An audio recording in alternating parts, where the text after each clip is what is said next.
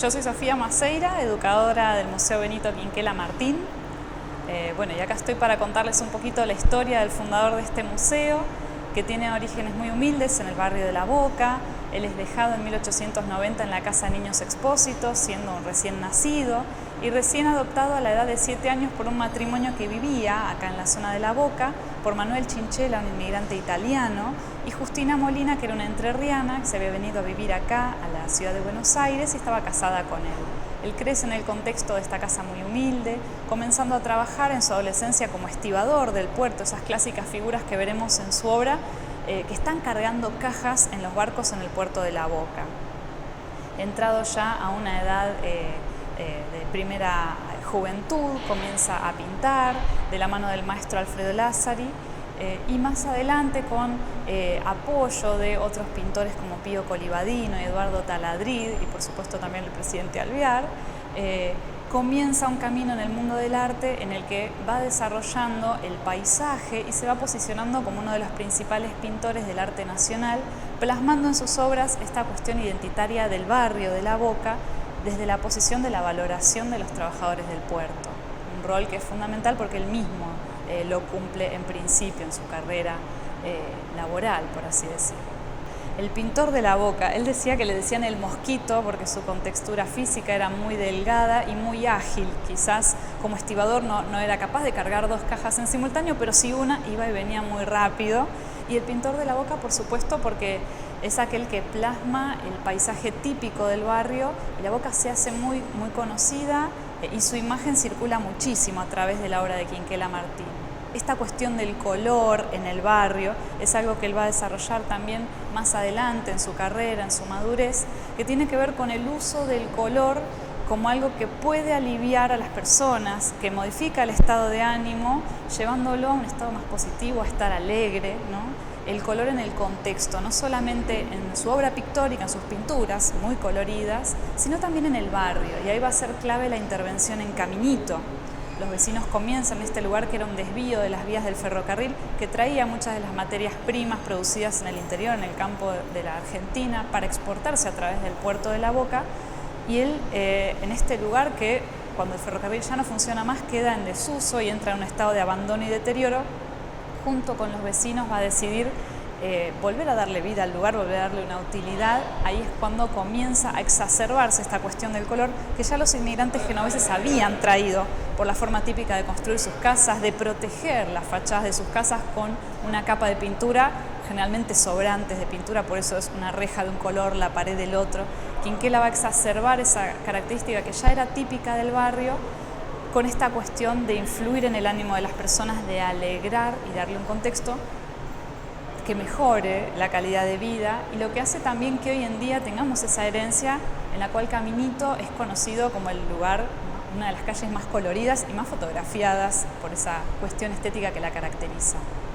Propiamente del estilo de Quinquela, él va a trabajar, lo característico de él es la pintura al óleo,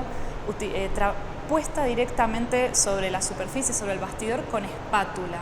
Y es un gesto no menor teniendo en cuenta que él valoriza la figura del trabajador en su obra. El hecho de utilizar espátula es también simbólico en ese sentido, hace que la obra a nivel pictórico sea mucho más expresiva, tiene quizás mucho menos detalle que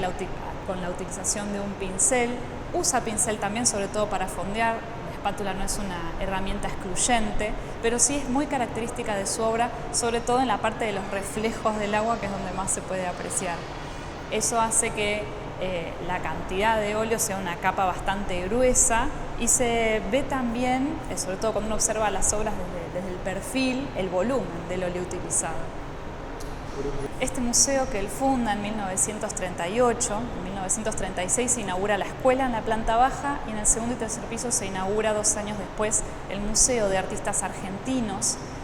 Hoy en día el segundo piso de este museo tiene la colección de arte argentino y los mascarones de proa, en la que se muestra una variedad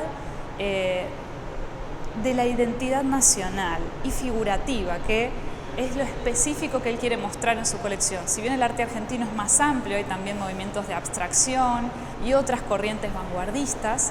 Quinquela va a ser bastante tradicional a la hora de definir el arte desde el espacio que él gestiona.